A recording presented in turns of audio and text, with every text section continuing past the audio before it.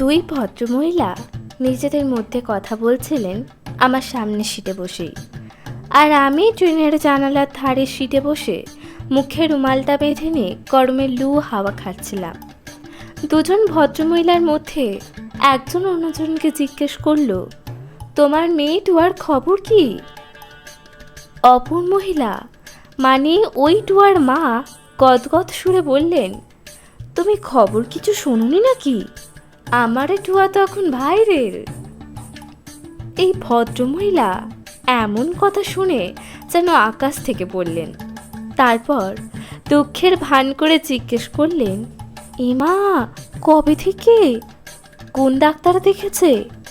আর হবে নাই বা কেন, যা গরম পড়েছে। এই গরমে কেউই ভালো নেই গো। আমাদের নীলুর বাবাও তো ভাইরেল হলো। প্যারাসিটামল 3 বেলা 3টে করে খেতেই কাজ হয়ে গেছে। কিচ্ছু হবে না, তুমি টুয়াকে বরং দিনে 3 বার করে প্যারাসিটামল খাওয়াও। দিনকাল খুব খারাপ গো, সব বাড়িতে এখন ভাইরাল চলছে। টুয়ার মা ওই মহিলাকে ভাইরাল বিষয়টা বোঝাবে কি? উনি যেভাবে প্যারাসিটামল নিয়ে পড়লেন আর ওয়েদার নিয়ে যা ভাষণ দিলেন, তাতে হাঁ করে তাকিয়ে থাকা ছাড়া টুয়ার মায়ের উপায় ছিল না। ভদ্রমহিলা কথা থামাতেই টুয়ার মা বললেন, আরে ওটা সে ভাইরাল নয়, এটা অন্য ভাইরাল। তোমার ইউটিভি আছে? আমাদের তো সেই পুরনো কালার টিভি, 15 বছর ধরেই চলছে, কোনো গন্ডগোল নেই, একবারও কোনো মিস্ত্রি রাখতে হয়নি জানো। তোমার মেয়েকে কি টিভিতে দেখাচ্ছে নাকি?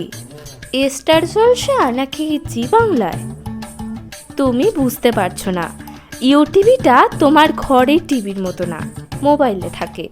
তুমি তাহলে জানো না? বাড়িতে গিয়ে তোমার নীলুকে বলো, ও জানে।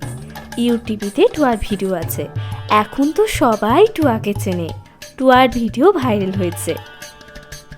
টুয়ার মায়ের এমন কথা শুনে ভদ্রমহিলা তখন গাল ফুলিয়ে বললেন, আমি তো ভেবেছি টুয়ার ভাইরাল জ্বর হয়েছে, টিভিতে দেখানোকে ভাইরাল বলে, এটা আমি জানতাম না বাবু। যাক, ভালো জায়গায় চান্স পেয়েছে টুয়া, বাবা মায়ের গর্ব এটা। আমাদের নীলুটার কি ছুটি হবে না। টুয়ার মায়ের মুখে সেই গর্বের হাসি। আর এদিকে আমি গরমের লু হাওয়া ভুলে এমন ভাইরাল হওয়ার গল্প শুনে এতটা অনুপ্রাণিত হয়ে গেছি, ভাবছি আমাকেও একটা ইউটিভি খুলতেই হবে।